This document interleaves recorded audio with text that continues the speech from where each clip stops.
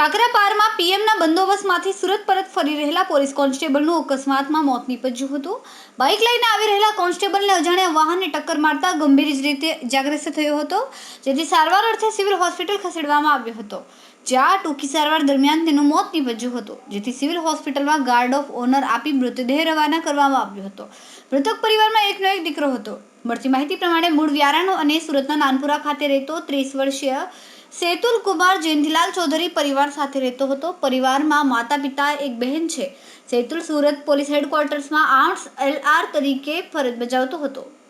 ગતરોજ વડાપ્રધાન નરેન્દ્ર મોદીના નવસારી અને તાપીના કાકરાપાર ખાતે કાર્યક્રમનું આયોજન કરવામાં આવ્યું હતું, જેના પગલે સેતુલ પોલીસ બંદોબસ્તમાં કાકરાપાર ખાતે ગયો હતો।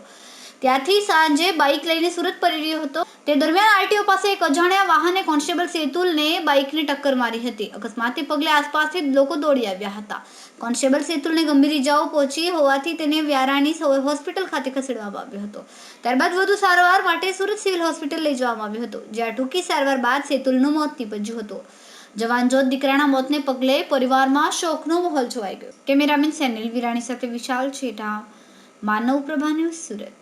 અમારા વિડિયોની નવી અપડેટ મેળવવા માટે સબસ્ક્રાઇબ કરો માનવ પ્રભા ન્યૂઝ ચેનલને, બેલ આઇકન ક્લિક કરો લેટેસ્ટ વિડિયો સૌથી પહેલા મેળવવા માટે।